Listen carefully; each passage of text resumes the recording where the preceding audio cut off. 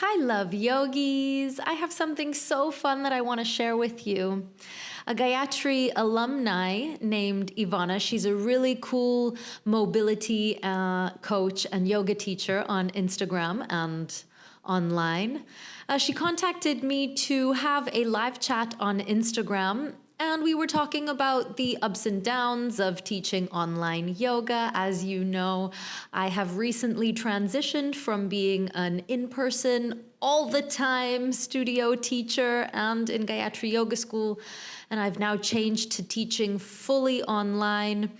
I would love to teach in person as well, but since I just moved to a country where I am still learning the language, I'm a little bit limited right now.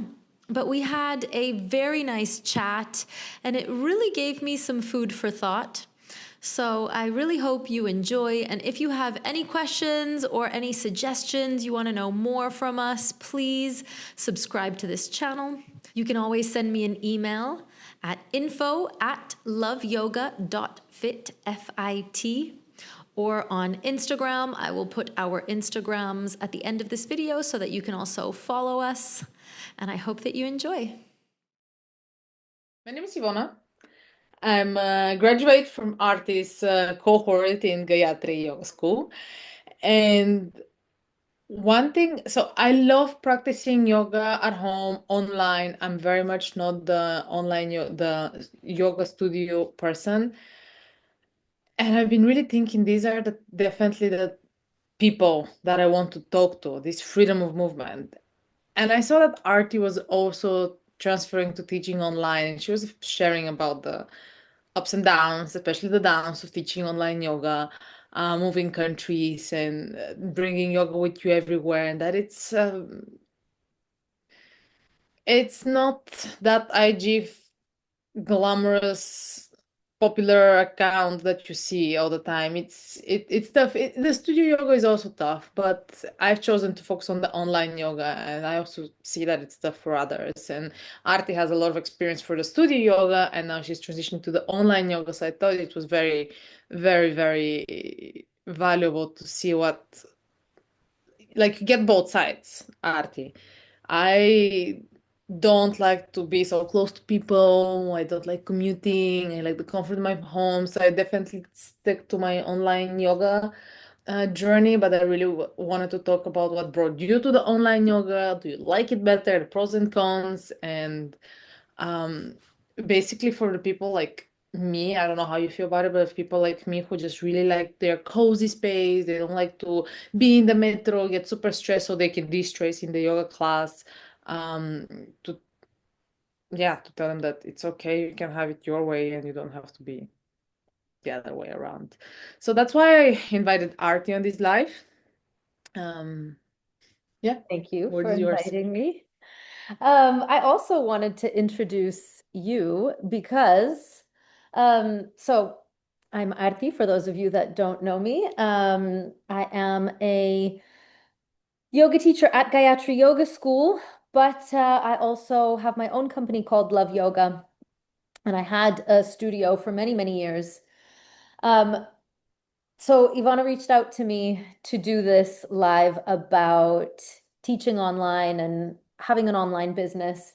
And I wanted to introduce you because from the first day I met you, I thought this girl is the gutsiest yoga teacher I've ever met because she was like, The what? hi, gutsy, like you've got balls.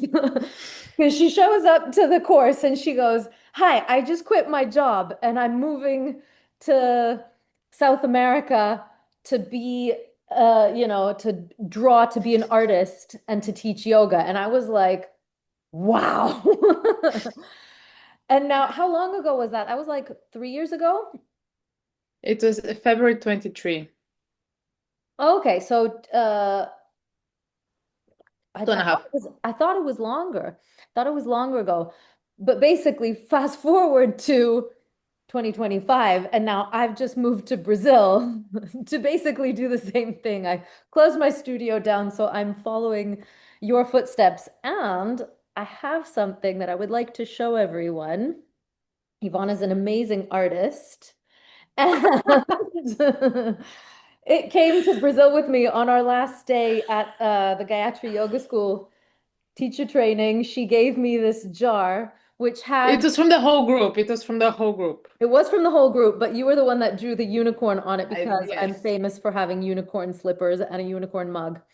So I still have it. Up until 20 minutes ago, it had my sparkle makeup in it, but I thought I would take it out for the live session. So my students are with me everywhere that I go. And so thank you so much for inviting me to your online live session. And yeah, you asked me what made me transition to online. Um, to be honest with you, I kind of feel like I'm late to the game. I mean, you started this a few years ago and you were like, I'm gonna do it. And I remember as soon as you graduated, you already started filming videos posting them on YouTube. I feel like I'm kind of late to the game because it's been around for so long already that if you kind of haven't built up your following, it's already so many people are following, oh, this is my favorite online teacher, and this is I follow this person for so many years. Um, but really it's because it's the only way that I can right now. I don't speak Portuguese. I've moved to Brazil, and I want to continue teaching. So right now it's kind of my only means to stay connected with my students and to keep teaching in a way that I feel that I can give. Because I definitely want to, I am studying Portuguese, but I don't feel like I can give the best of me just yet. And so online is kind of all I have, really. What made you switch to, you said that you don't like sharing spaces and being on crowded metros and things like that. So you just, it was automatic for you to go online? I did try to teach studio for half a year. To be honest, it wasn't even that much. Building a following is hard for sure, but one thing that I know is that I love the comfort of my home. I really don't like to be out of my house the whole day. I have two dogs that I want to be with. I just don't want to like take them out so they poop and pee and they stare at the wall all day. Yeah. And then it took me a while to realize that this is my power, not my weakness. For so long I tried to be like the studio person. And I realized that there must be other people like me who also like to be at home, that don't like to go out. And there's people like there is audience for everything and everybody. Hmm. So in the last months, I've been really accepting like, okay, um, even though I like getting strong, this doesn't mean I have to be like these IG people that Instagram people that go to the gym to lift weights. So I've really embraced my home workouts as being enough and really trying to polish them as I can get strong at home. And I'm sure there's other people who would appreciate this content as well, instead of teaching them going to the gym, because there's more and more people that live in the countryside. We don't like younger people, people Yeah. my age, they really don't want to be in the big city. So there is not too much demand there for yoga studio. There's people that yeah, just living far, not being able to, not even sometimes not having the time to go to a studio or to the gym. For me, it would take a minimum half an hour to go to a studio. Add that on top of groceries, full-time job, and picking up the kid. You can't do it, but you can wake up an hour before everybody, or even half an hour, and squeeze something in, buying just like your yoga mat, your yoga blocks, maybe resistance bands for strength training. And just recently I realized that I don't have to be like them. I just have to be like me. And there's other people like me. There is no scale of like who's cooler. Wow. I like tell me your secret because I'm still I wouldn't say I'm comparing myself, but I'm still very much in an imposter syndrome because there's so much competition, especially like I think COVID, as horrible as it was pretty cool for the development of technology because it made the impossible possible. And I remember being online and following these yoga teachers and just oh, I wish I could be in their class. And then COVID hit and I was in their classes. Like, I thought that was so cool that I was able to take classes with people from all over the world. But at the same time, you see, I get really intimidated when I see, like the big IG, like Daniel Rama. He's one of my, like, I pay for his classes and he's insane at mobility, but he has like 80,000 more, 180,000 followers. And I'm just like, okay. I get really intimidated by that. I definitely think that I have a voice, but I think online the competition is even more fierce than in a studio. So, how do you deal with that? It was it was a journey for sure. But one thing and obviously like there's days, but one thing that really helps me is asking myself, is this what I really want? Do I actually want to be watched by 180,000 people? And do I have the capacity to serve 180,000 people? So one thing I'm really focusing, I have less than 1,000 followers, but I really try to nurture them. I really try to engage with them. I really try to give them value. I really try to ask them what do they like and what they don't like. So I really rather have how I describe it. I want a tight community. I want people that I maybe know personally, that we grow and walk together, that I can reach out and be like, hey, how did you like the workshop? Or like, we worked together half a year ago. How do you find it now? Instead of being this huge influencer star. So you really have to ask yourself, what is your goal when you go for the online yoga? Um, and there's also so many configurations in which you can do. You can run programs, you can do workshops, you can do classes, you can have the subscription, the membership, which has its pros and cons. So you really have to ask yourself, and also try. You know, you have to try. Okay, I like that. I don't like that, and so on and so on. So, do you actually want to hold space for 108,000 people? Well, yes and no, in the sense that I'm in this because I want to help people. So, yes, I do hope that I reach 180,000 people because in that way, if we can all share how amazing yoga is, then the more the merrier. But I really value what you're saying about nurturing a small community because that's what my studio was. That's what love, I mean, that's why I called it love yoga because you have to do everything with love. And all of my students, I really took care of them. But that's what I'm really struggling with moving to online because I had golden yoga, I had 85-year-olds. They're not going to follow me online. They were my little granny class. But I think that that's for me the main struggle is transitioning from having this in-person community where I'm well known for my hands-on adjustments, which is why most people would come to my classes because I'm a masseuse and because I'm comfortable with laying my hands on people and I know exactly where to tweak the pose for every person because there's no hands-on assist that's universal. It's going to be specific to every single person. And now online where I can't touch anyone, I feel like a lot of my students, although they value me, are going to go to a studio where they can get the physical adjustment. That's what I feel. A What? 100%. Why I would go to a studio class would also be for that touch. Like I obviously feel comfortable in the down dog, but pushing my hips a little bit further back is always uh amazing.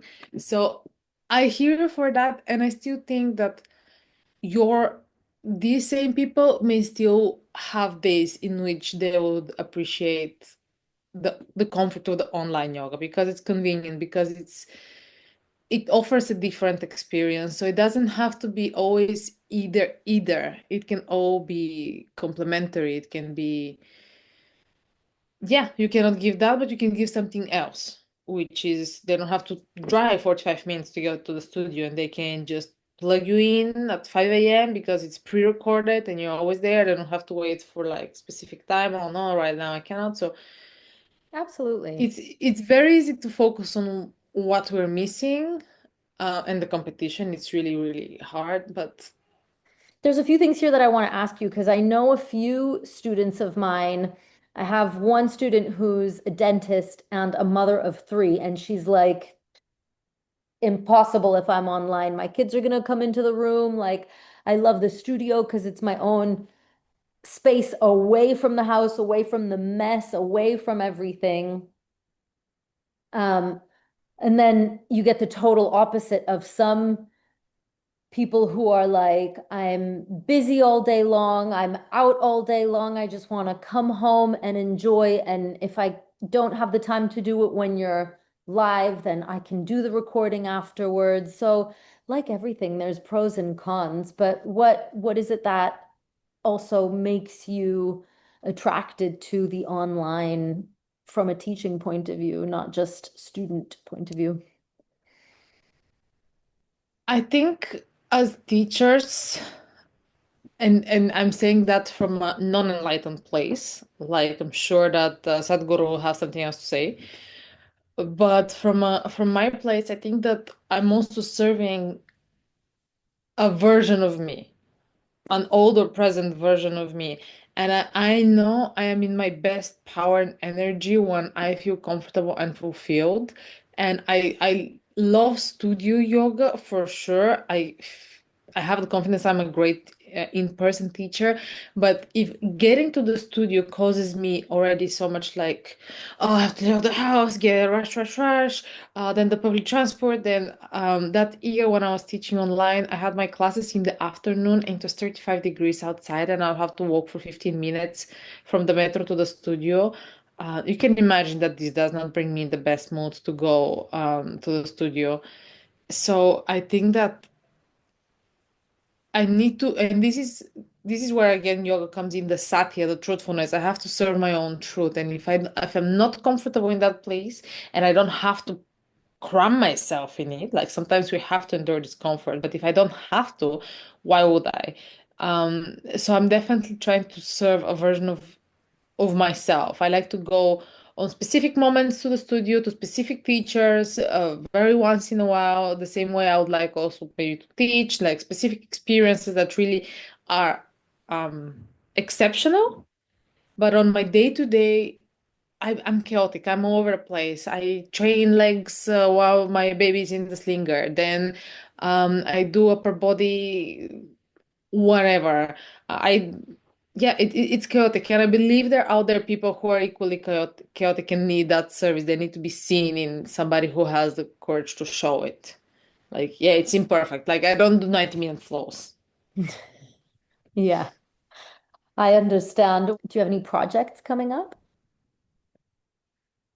Mm, I am still shy from being too ambitious. I have two pre-recorded programs that you can have. It's follow along. One is for joint health because turns out these things are important, the joints. And the other is the hips and splits because that was my weakest spot always and still is. So I was like, I definitely learned a lot there. I think the things that come hardest to you are the ones that really give you the most juice to teach from. Absolutely. Yeah. And you learn from them the most as well. Because if something's easy for you, it's harder to teach it, understanding other people's difficulties with it. So I like that you chose the The hardest thing. pain points. Yeah, yeah, yeah. Very cool. And then I'm slowly opening one-on-one coaching, giving the fact that I'm gonna rely on grandparents or a husband to be with the baby, and it's always like one person that we can adapt to. Like I cannot commit to a group of people that I'm gonna be like, oh, sorry, breastfeeding time, bye. Yeah. So I'm trying to have priorities here, and again, sometimes I'm really like, the world is so productive, and we have to like, I want to do this, and the membership platform, and da. But then I really try to, if I have to serve and create from a place of alignment and feeling good, and only this way it's gonna land good with people. Because there's a lot of energy there. Absolutely. I mean, because also you want to be your most authentic self and give the best of you, like you said, that truth. So if you can't give the best if you don't feel your best. So I really like that. I really I really appreciate that. And Um, what about you? How is your transition to online? What is the oh thing that gosh. first called you? What do your students need? That's a great question. I don't really know. See, because I used to teach in Tenerife in Spain, I would teach a bilingual class, both Spanish and English, in person. And if someone didn't speak either Spanish or English, then they would either watch, what everyone else is doing, or. And now I think my biggest struggle is, do I speak English? Do I speak Spanish? I've done both classes. So I teach an online Spanish class. It's not as popular as my English class.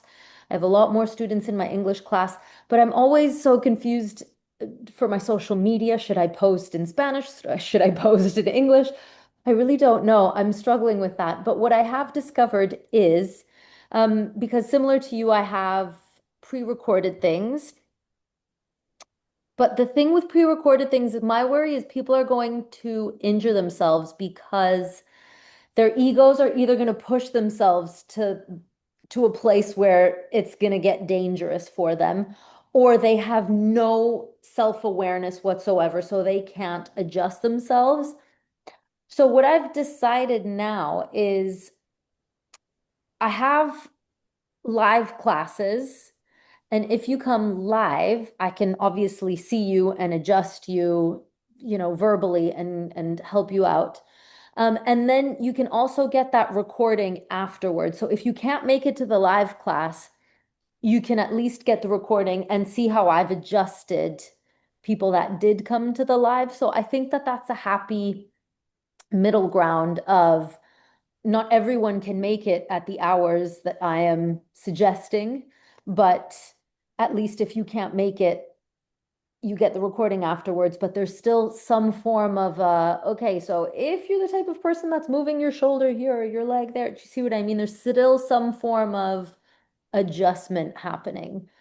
Um, I have two projects that I am launching very soon. One of them is a for teachers already who want to get a little bit deeper in their vinyasa flow. So I am launching a sequencing training. It's going to be, I think for now, it's going to be 20 hours Yoga Alliance registered. So you'll get your certificate if you're looking for continuous education. You don't have to have that as a requirement when you're a yoga teacher, but I think it's a nice little extra to have the certificate to say, I did 20 hours worth.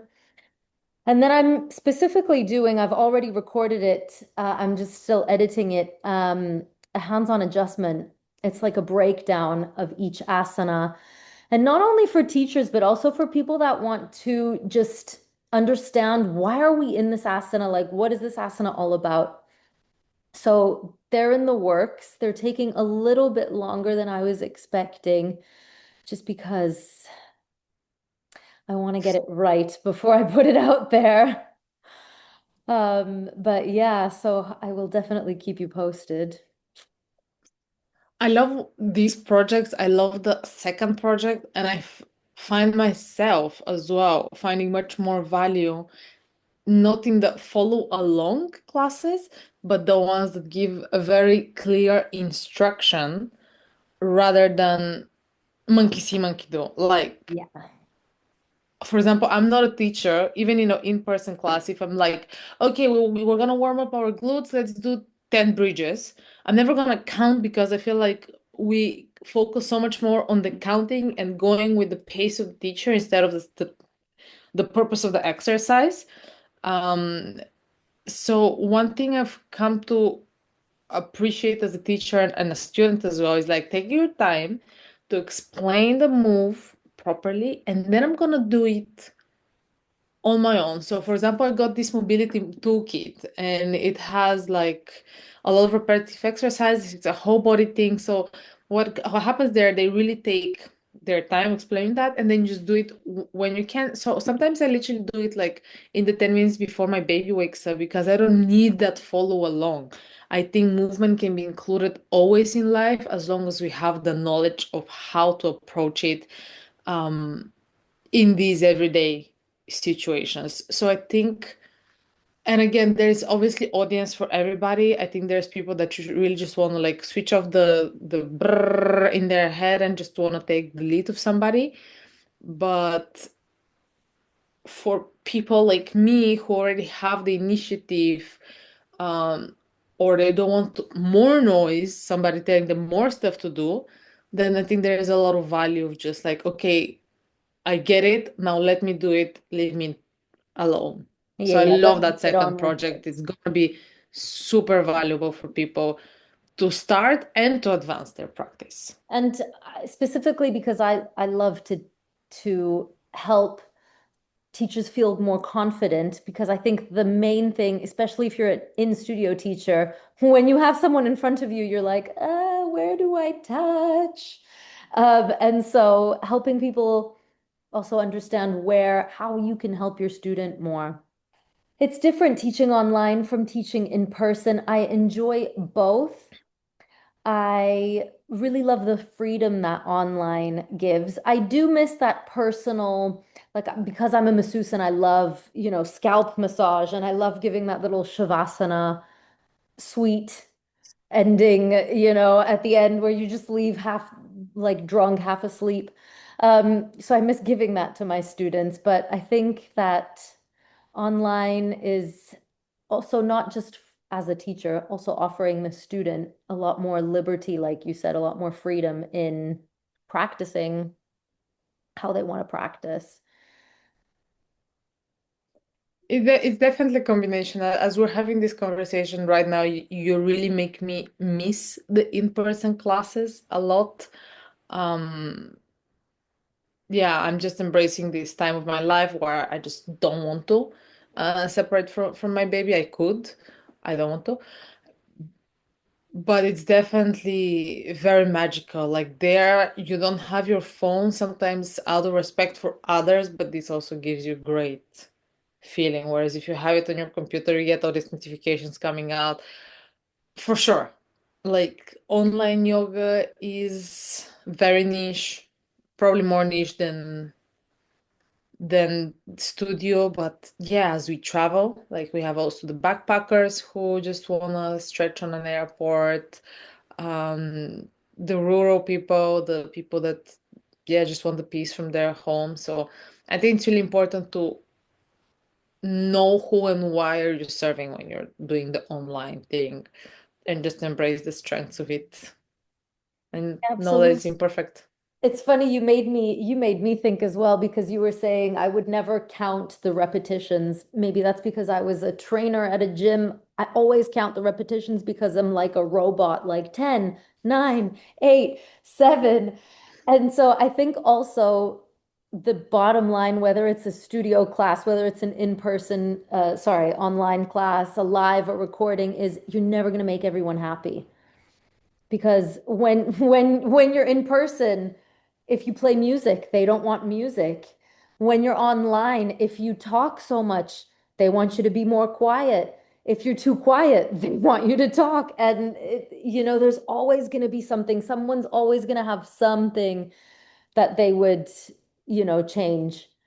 So I think also understanding that you will never be able to please everyone. Yes, and really focus on the ones you serve instead of all that it's missing. Because it's like in studio, it's a little bit more realistically paced. On Instagram, it's like so it's hard to filter out that noise, but I think it's also a little bit of the work also ourselves as teachers. For Serve your community, focus yeah. on these people, whoever listens, gets the message, and you just do you.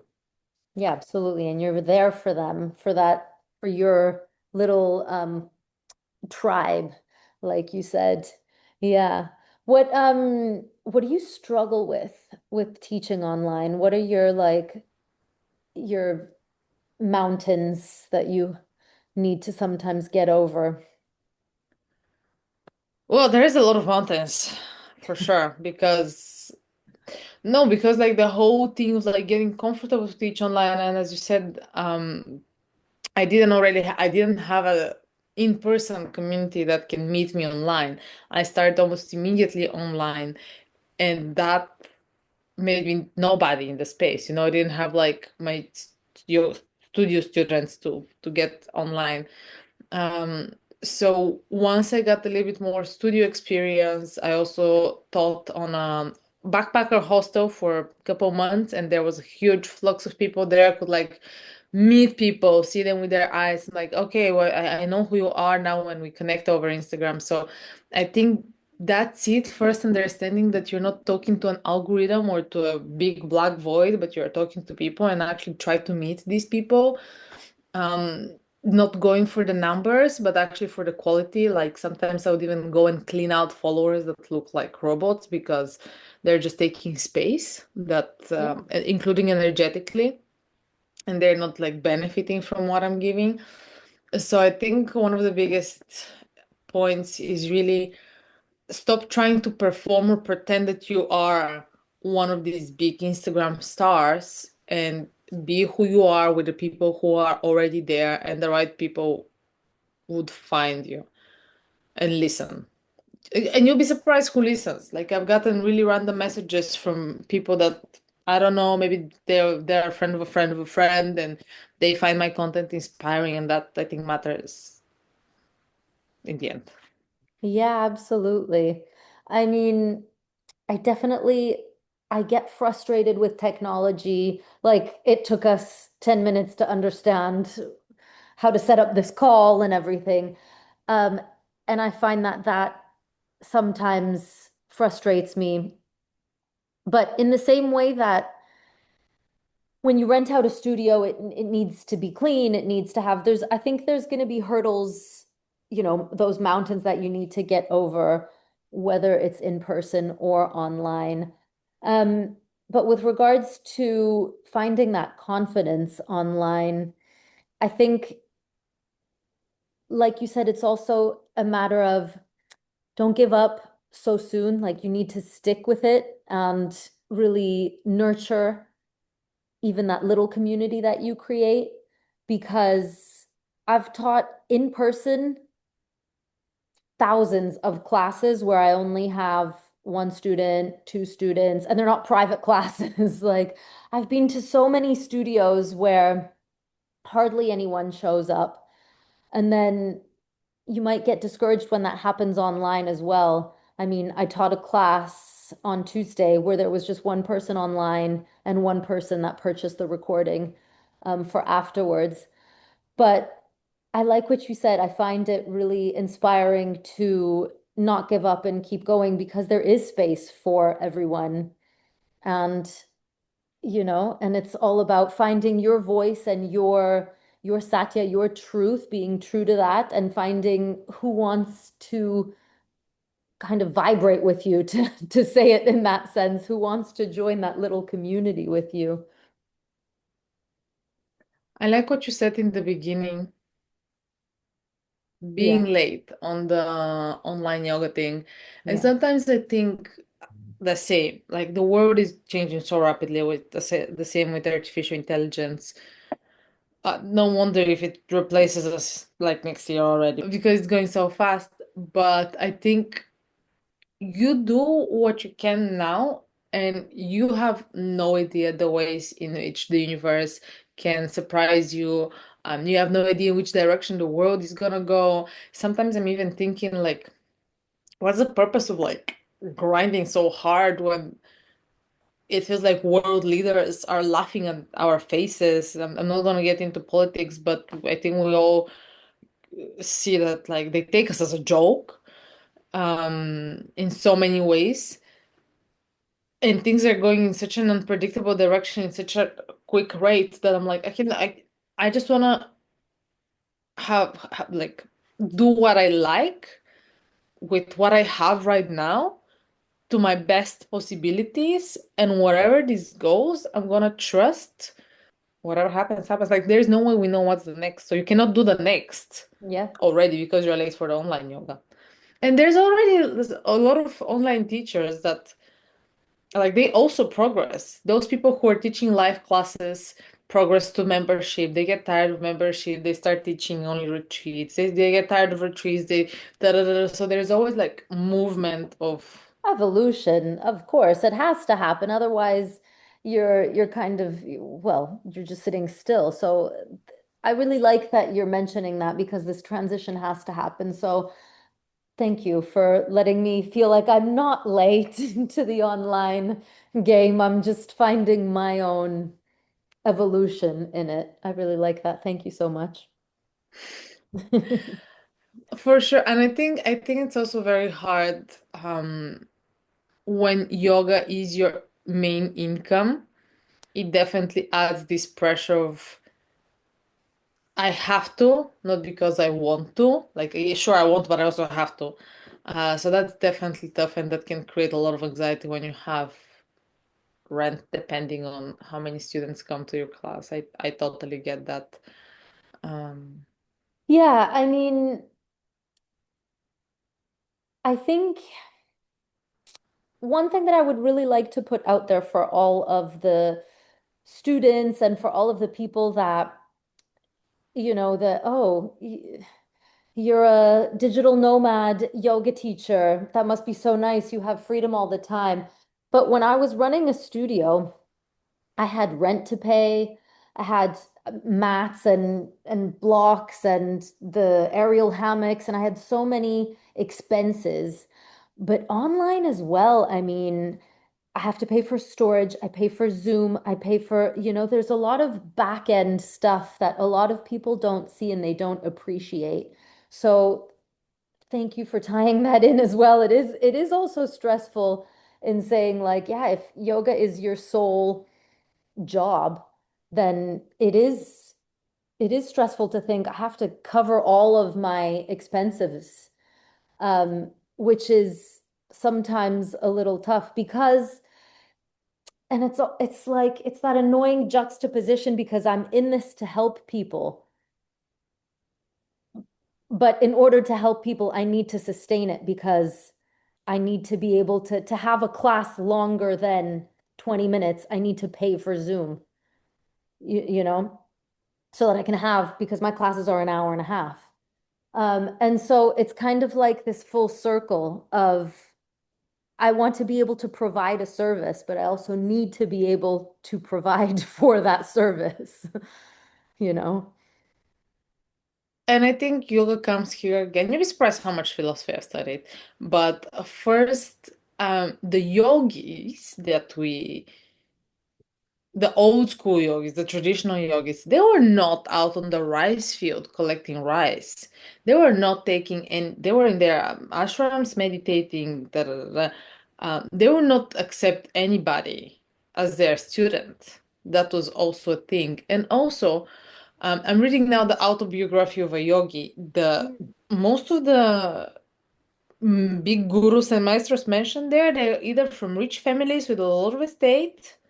The dad of Paramahansa Yogananda was a rich guy that financed virtually everything that this guy did so he can become the guru he is. So when people are like, no, yoga should be for everybody, yoga has never been as accessible as it is today. I love that you said that. I love that. Absolutely.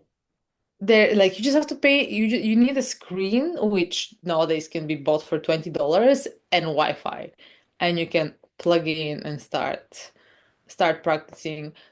So let's not be too high on clouds with this like whole charity of yoga. Also because I don't know if it's brahmacharya or like which philosophical part you're gonna throw in, but like there needs to be a fair exchange of energy. This is your time, energy, so many years of knowledge accumulated in this hour and a half. Like, yeah, sure, you want to help people, but you cannot pour from an empty glass. So we can't save everybody. No, absolutely not. I love I love that you just said that because it's true. Thousands of years ago, yoga was taught by priests and they were all male. Women were not allowed to even study yoga, and it wasn't accessible. And now I guess the slogan for yoga is for everybody. And you're right, it is so accessible now online. I mean, I obviously teaching for a yoga teacher training, I will know more yoga teachers, but I think I know more yoga teachers than non-yoga teachers. I really like what you said when talking about, do you really want to teach to 1,000 people or 180,000 people? No, I want to teach from the heart. I want to teach, my I want to take care of the few people who need me. So I also like that. Accessible to everyone, yes, but to follow or have the people that need you to really help them. Yeah, I've seen this highlight moment of a yoga teacher's life when they teach on a yoga festival, and there's like 300 people flowing with them. That's And that's really big. But it's the same as if you put a YouTube studio, like this person sees nobody in the audience, YouTube video, like with the same luck you're following a YouTube class because you just don't get that personal touch. So it's really about what you want, and it's really you have to defend your interests, your boundaries, and who you want to serve, and wrapping it up. I love it. Thank you so much. I've really enjoyed this. I very much enjoyed it too. I think we both gave each other food for thought. Now you really made me miss the in-person yoga. That's funny. No, no, you definitely have made me think.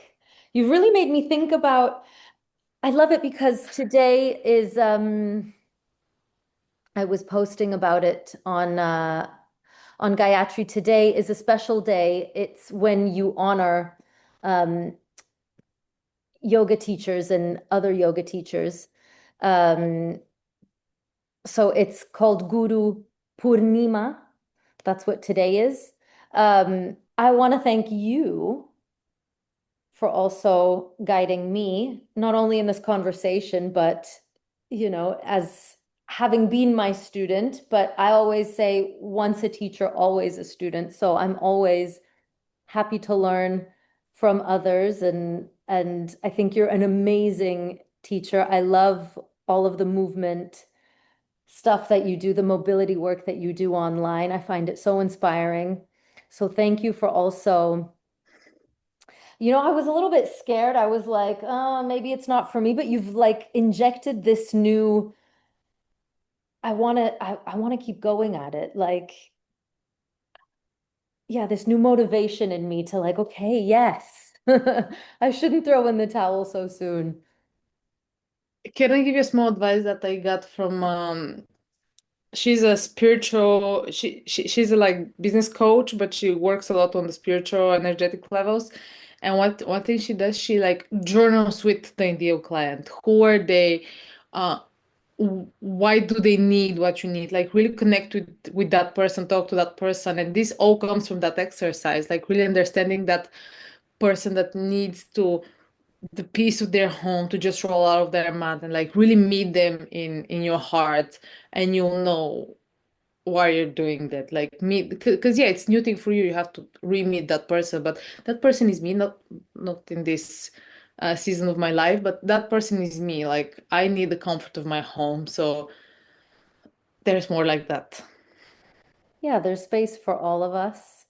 I think right now, because I just transitioned from studio to full online, only online, and I'm still teaching for Gayatri online.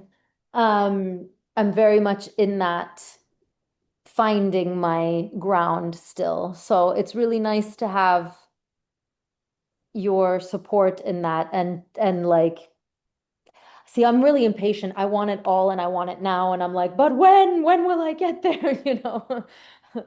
And I do need my time to like, okay, I'm gonna do that. I will journal. I'm gonna tell you something. I've been doing that Instagram for more than 2 years. It took me a year and a half to record my first program that I want to sell. It took me another half a year to edit it and mention it on Instagram. And right now, I'm not getting any money from that. I'm doing everything for like I'm not I like it has barely it's because it has barely paid financially that what I'm doing on Instagram because I need the time to energetically transition into understanding everything that I'm telling you right now. Yeah. So, yeah. And invest in it, but I don't mean invest money in it. I mean like invest your time, invest like right now I'm really struggling because we there's this pressure on, I mean, we the collective, like anyone who's on social media has to post every day. And they say, oh, you should, like make sure that you're visible, make sure that you're reaching out to people. And so we should be posting all the time and we should be doing things all the time. And it's just like, it's not possible. Like, I don't know how you handle it with a baby. Like, it's just not feasible to post every day, to sell yourself like, this is my amazing workshop or this is my amazing class. Oh, I've worked one-on-one with a business coach for 3 months. I've taken that course for spiritual entrepreneurship. I've taken so many classes, courses, free, paid to finally have a comfortable zone where I have a groove. I have an email list. I have my bendy bulletin twice a month. I have my YouTube channel, but that took 2.5 years to understand and to see it still. and to put it in place. So and you know what? Like I started YouTube, I loved it. Then I dropped it for a year and a half, and now I'm back at it. Like so, it's like pew, pew, pew, pew, pew, pew, pew, pew, pew. Absolutely. um. So take everything, and yeah, it's the evolution. It really is. It really is. Thank you so much. I'm so inspired. I've really enjoyed this. I want to do it again. Yes, definitely. I'm really glad that I think there was a lot of food for thought for both of us, and I would love to continue the conversation. Yeah, yeah. Why don't we say anyone that's watching even the recording to this or that's been in the live, if they have any questions, or if they want to know some tips or some, you know, things from us that we can do this again and answer some of their questions. Well, Nid, this is your moment to practice story making with a box of ask any question. Yeah, exactly. I'll do the stories. I will. I'll get on it. Let's talk about it. Maybe we can also have some collaborative posts, so it gets easier to find the post to flow of posting. Yeah, yeah, to share and to spread. I would really like Yeah, that. yeah. All Thank right, you. darling. Oh, you still have your day ahead of you, so have a good day ahead of you. Thank you. And I'm gonna go see my baby because I miss her so much. Yeah, congratulations again. Thank you. Thank you. See you soon. Ciao. Bye.